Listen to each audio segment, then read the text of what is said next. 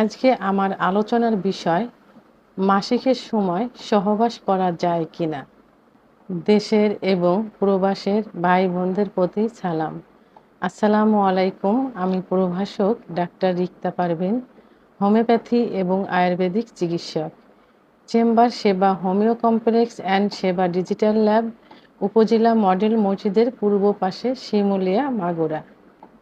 অনেকেই আমার কাছে এই প্রশ্ন করছেন, অনেক ক্যাপল অর্থাৎ অনেক পুরুষ অর্থাৎ স্বামী এবং স্ত্রী প্রায়ই আমার কাছে জানতে চায় যে মাসিকের সময় সহবাস করা যায় কিনা। এই বিষয়টি নিয়ে এখন আমি আলোচনা করব। আসলে মাসিক কি, এটা আগে জানতে হবে।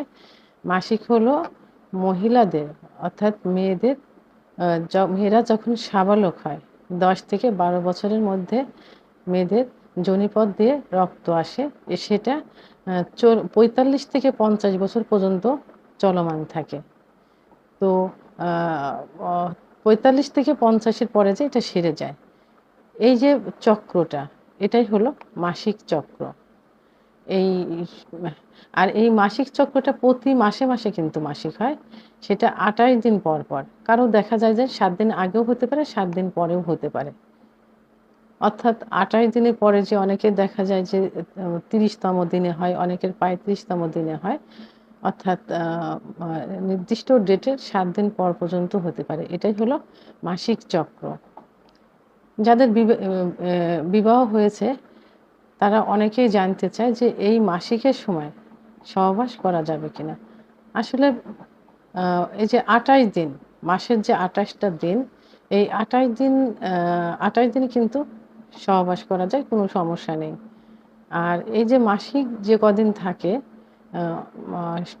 7 দিন সাধারণত ধরা হয়। অনেকের দেখা যায় যে 3-4 দিন থাকার পরে ঠিক হয়ে যায়। এই সময়টা মাসিকের এই সময়টাতে সহবাস অনেকে করে থাকে, কিন্তু আসলে ইসলামের দৃষ্টিতে এটা নিষিদ্ধ। এই সময়টাতে সহবাস করা যাবে না। কিন্তু মেডিকেল সায়েন্স কি বলে যে মাসিক চলাকালীন অবস্থায় সহবাস করলে কিছু উপকার হয়, কিছু অপকার হয়।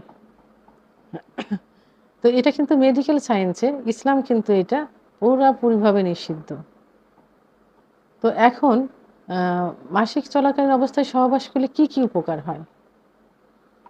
মাসিক যখন শুরু হয়, তার দেখা যায় যে একদিন আগ থেকেই মহিলাদের যে সেক্স হরমোন, ইস্ট্রোজেন হরমোন এবং প্রোজেস্টেরন হরমোন বেড়ে যায়।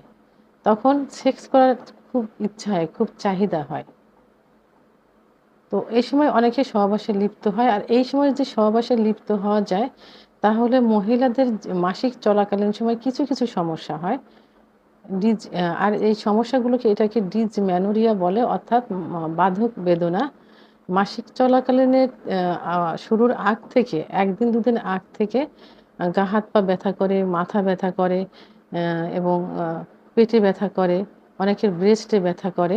তা এই সময় যদি সহবাস করা যায়, তাহলে মেয়েদের এক ধরনের অক্সিটক্সিন এবং এন্ডোরফিন নামক এক ধরনের হরমোন নিঃসৃত হয়।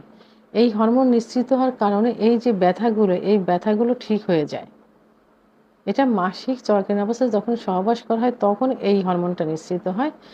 তো এই হরমোন নিঃসৃত হলে এই যে ব্যথা, বাধকের যে ব্যথা, এই ব্যথা কিন্তু ঠিক হয়ে যায় এবং মাথা ব্যথা করে, এগুলো ঠিক হয়ে যায়। আর এই ব্যথার কারণে অনেকের ঘুম হয় না। তো ঘুম সহবাস করলে পরিমিত পরিমাণে ঘুম হয়। অনেকের ঘুম হয় না, অসহ্য, বিছানায় ছটফট করে। তো তখন এই হরমোন নিঃসৃত হওয়ার কারণে ঘুমটা পরিপূর্ণভাবে হয়ে যায়। এবং অনেকের দেখা যায় যে মাসিক ১ম দিন থেকে অল্প অল্প হয়ে 7 দিন পর্যন্ত থাকে, কারোর 10 দিন থাকে। তো সহবাস করলে এই যে ধীরে ধীরে যে মাসিকটা থেমে থেমে হয়, এইটা দ্রুত গতিতে হয়ে যায়। অর্থাৎ 2-1 দিনের ভিতরেই মাসিকটা এই পরিমাণে বেশি হয়ে সময়টা কমিয়ে দেয়, দ্রুত এটা ঠিক হয়ে যায়। তাহলে এটা হলো মাসিক চলাকালীন অবস্থায় সহবাস করলে এই উপকারগুলো হয়। আর ক্ষতিগুলো কি হয়, যে অনেক সময় ক্ষতি অর্থাৎ অপকার, মাসিক চলাকালীন অবস্থায় সহবাস করলে অপকারিতা। তো সহবাস করলে অনেক সময় দেখা যায় ইউটেরাসে আঘাত লাগতে পারে। আঘাত লাগার কারণে পর্যাপ্ত পরিমাণ ব্লিডিং হতে পারে। এবং এই সময় কিন্তু কিছু, কিছু রোগ থাকে যে রোগগুলো ছোঁয়াচে, এই রোগগুলো স্বামী-স্ত্রী উভয়ের আক্রমণ করতে পারে। অর্থাৎ খুব সহজেই এটা আ বাসা বাঁধে এই রোগগুলা। তো কি রোগ থাকে সাধারণত STI, HIV, hepatitis B, syphilis, gonorrhoea.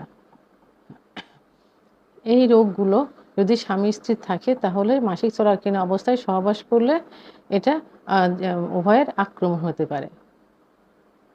তো তাহলে মাসিক চলাকালীন অবস্থায় সহবাস করলে উপকার বেশি, ক্ষতির পরিমাণ কম থাকে। তবে যে পরিমাণ ক্ষতি হয় সেটা যদি সতর্কতা অবলম্বন করে সহবাস করা যায় তাহলে ইউটেরাসে কখনো আঘাত লাগবে না, অতিরিক্ত মাসিক হওয়ার কোনো সম্ভাবনা থাকবে না। এবং যে ছোঁয়াচে যে রোগগুলা যেটা ব্লাডের সঙ্গে উভয়েরই আক্রমণ করতে পারে, সংক্রামিত হতে পারে। এই সময় যদি প্রোটেস্ট ব্যবহার করা যায় অর্থাৎ কন্ডোম ব্যবহার করা যায় তাহলে এই সমস্যাটা হবে না। তো তাহলে মাসিক চলাকালীন অবস্থায় ইসলামের দৃষ্টিতে সহবাস করা নিষিদ্ধ, মেডিকেল সায়েন্সে ও ক্ষতির থেকে উপকারী হয়ে থাকে বেশি। তো আমার ভিডিওটি সম্পর্কে যদি কোনো মতামত থেকে থাকে অবশ্যই কমেন্টসের মাধ্যমে জানাবেন। আর ভিডিওটি ভালো লাগলে লাইক, কমেন্ট, সাবস্ক্রাইব করে আমার সঙ্গে থাকুন। আল্লাহ হাফেজ।